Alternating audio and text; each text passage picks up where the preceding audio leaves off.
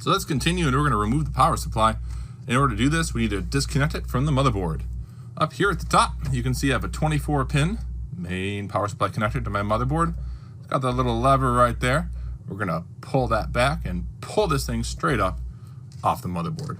I'll get my hand in there, put my finger on that little lever, and then I'm going to grab it and pull straight up. Got it. There you go, with the lever and all. You can see that clip on there. We're not done yet though, because if we take a closer look inside this case, we see that there's this other ATX CPU power connector. You may not have this on the board. It really does depend on your computer. But this one also has a little lever. This lever you can see right down over here. So let's zoom in on that, and we'll get this one removed as well. So we're zoomed in, you can see it better.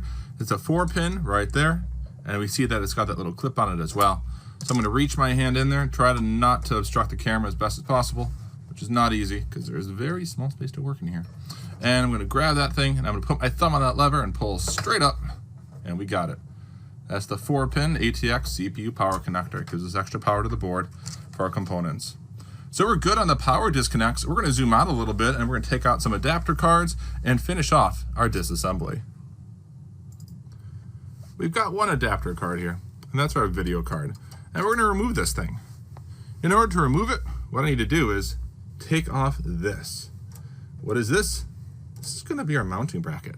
When I remove this mounting bracket, it will allow us to actually lift up and pull out this graphics card. So I'll take my screwdriver, and we're going to grab that screw on that mounting bracket, and we're going to unscrew it, like so. With that being unscrewed, which now it's out, I can go ahead and I can just lift this off. And this secures any cards I have so they're not going to shift or be removed.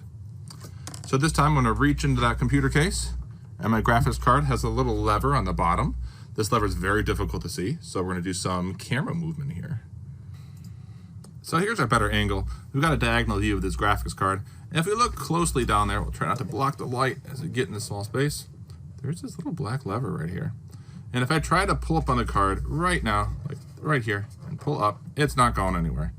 So what I have to do is pull this lever out to the left, which is towards my little yellow wand there. Then I can lift straight up on the card, and it'll come out of the PCI slot that I have. So I'll reach in there, so you can see it. I'll pull that lever right there, pull it towards me. I can lift the card straight up, and now it pops out. And you can see where the lever was actually holding on to, right down there, over here, which comes in handy. So your card won't fall out of the slot. So we'll pull that card out, it's gone. So we'll continue onwards now, and we're gonna work on that power supply.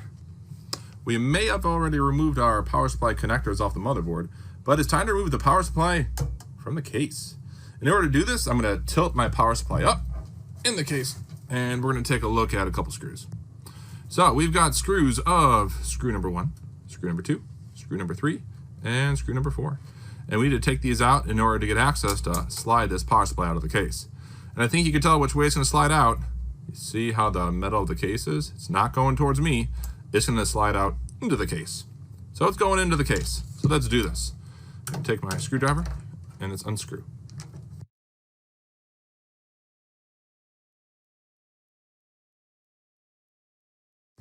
This is that moment where you stop and you make sure it's not going to fall literally into the case at a vertical angle.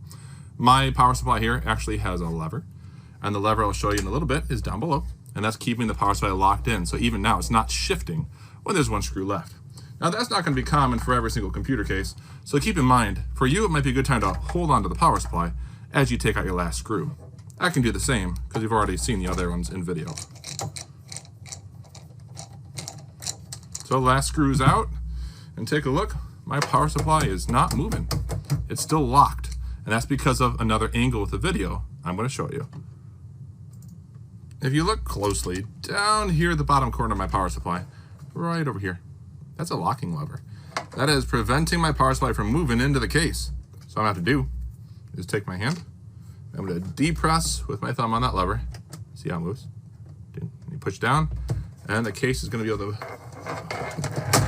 allow our power supply to come right out, and there it goes. So we're going to remove the rest of the connectors, and we've got these front panel connectors inside of here. I've got one for audio off the front panel. I've got one for USB. And I've got another one for the front panel power, as well as going to be your power LED, reset switch, even a speaker for BIOS. So all we need to do is just take on these and lightly pull them straight up.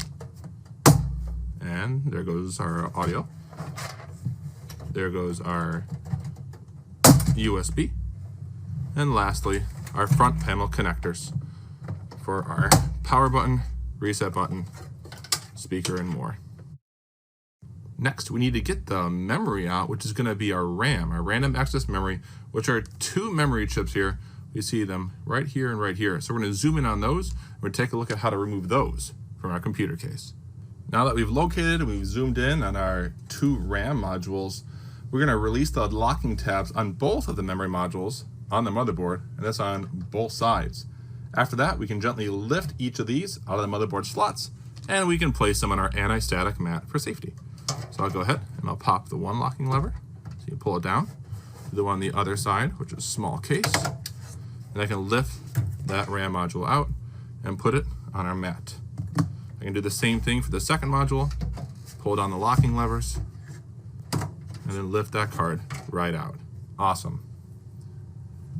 At this time, we're finished with our disassembly. There's always more that we could take out, but due to the fragile nature of our remaining items, I've got a CPU with a CPU heatsink and fan, and I've got the motherboard itself with the case fans. This completes the disassembly of our computer tower.